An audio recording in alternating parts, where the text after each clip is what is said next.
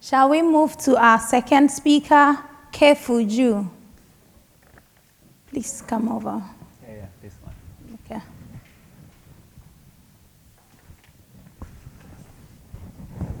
Oh, wonderful.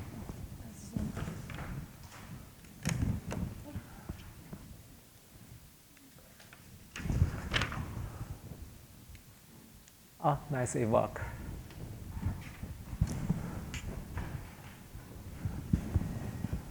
Hello. Oh, I have this one.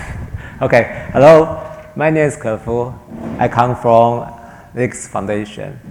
My presentation title is Trapped in the Scroll. Short video recommended system engagement from a phenomenology and Buddhist perspective.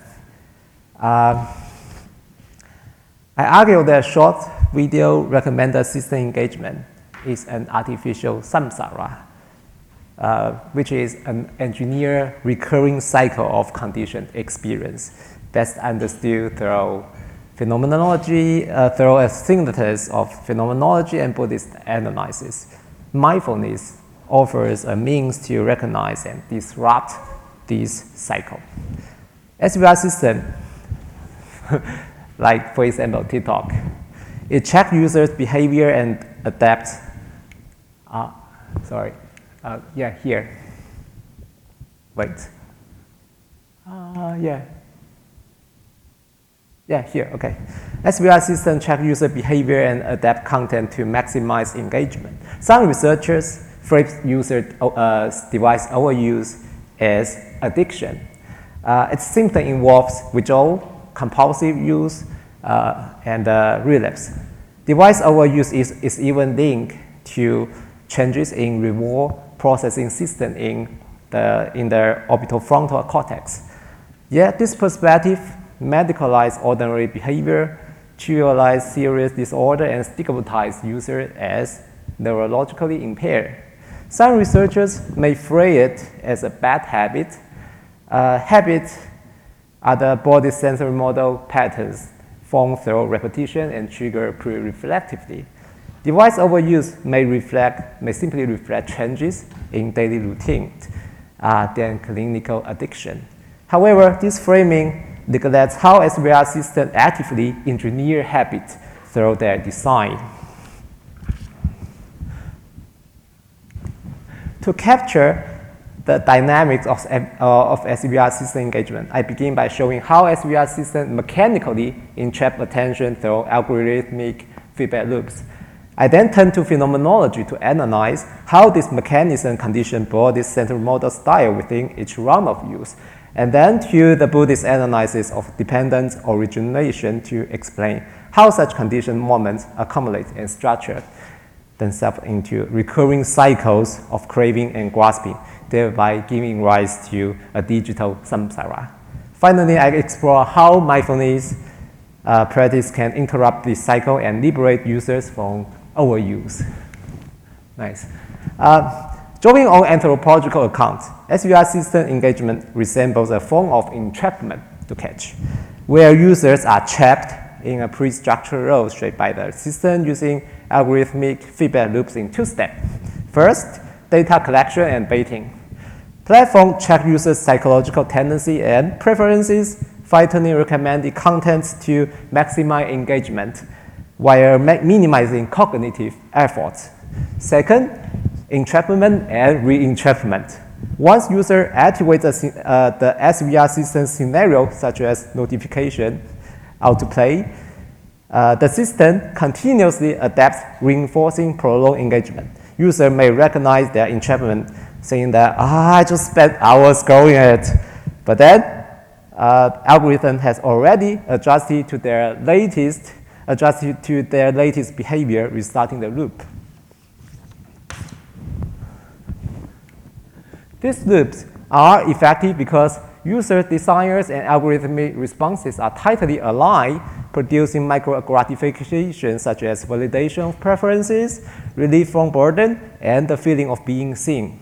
As users seek such gratifications, entrapment becomes self-reinforcing. However, this mechanism only captures how algorithms shape behavior. Why does user's engagement so readily sustain itself and recur, and why do I want it? How can I stop it? To understand the experiential dimension of SBR system engagement, we must move from observable actions to the living sensing body. From a phenomenological perspective, the experiential core of SBR as overuse lies in the reshaping of the body's sensory motor style and conditioning of what becomes salient within experience. As embodied beings, we encounter the world not through detect connection, but by exercising our sensory motor capacity. What Husserl and Merleau-Ponty would say, "Oh, I can." The body does not merely see or hear. At the core of perception is the living body which orients itself toward its environment, continuously adjusting to reach, respond, and grasping its surroundings in meaningful ways. This ongoing adjustment to the body so that certain stimuli stand out as more salient, guiding its selection of what to engage with. In SVR system engagement, the rich sensory motor repertoire is narrowed into a series of repetitive micro-actions that primarily serve the platform's algorithm: flicking a screen, glancing at a clip, and tapping a like or dislike button. For instance, within the Lehigh body, in person might involve walking, listening, and touching. By contrast, encountering it as a fleeting title clip typically prompts only a tap and an immediate go onward. Since the platform's interface and recommendations have already pre-structured what appears to be salient. As this digital milieu continuously solicits body responses, interaction with SVR system itself becomes increasingly frictionless yet experientially impoverished. In this way, the body calibrates itself more and more to the rhythm of the system, the rhythms that by design never conclude. Thus, each round of SVR system engagement tends to sustain itself, persisting until it is interrupted, either by user's decision or by external circumstances. What happens when such cycles accumulate? How do they solidify into entrenched patterns of craving and grasping? Phenomenology shows how SVR system engagement reshapes sensory motor style, but it remains largely descriptive. To explain how this conditioned moment persists and organizes over time, we need a diagnostic framework that addresses temporal continuity. Here, the sensory motor or sentient body provides the bridge. The Buddhist principle of dependent origination clarifies how these conditioned moments accumulate and regenerate, illuminating both the formation and possible disruption of SVR system-induced samsara.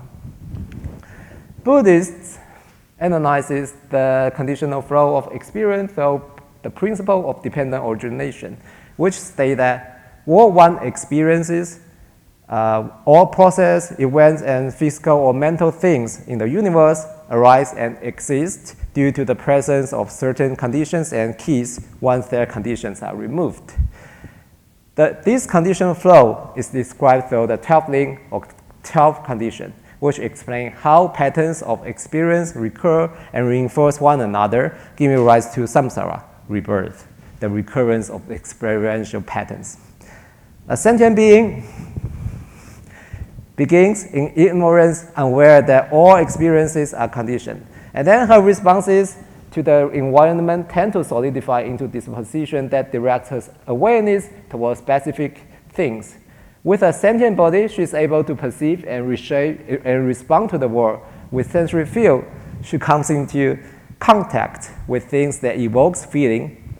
She craves this feeling and grasps at them, giving rise to experiential patterns and new situations in which they recur. Each such experience ages and dies, only to give rise to the next cycles it comes back. SVR system platform operates as a deliberately engineered cycle of dependent origination. A user begins in ignorance, unaware that her attention is conditioned by design. Her existing responses fit algorithm, shaping systems that directs her awareness toward certain curative stimuli. Yeah, I see that. Thanks. With her body engaged through the screen and responding to the platform's solicitation, she comes into contact with algorithmic cue that evokes feeling of gratification through her sensory field. The feeling of micro gratifications gives rise to craving and grasping, expressed in micro actions such as scrolling and tapping.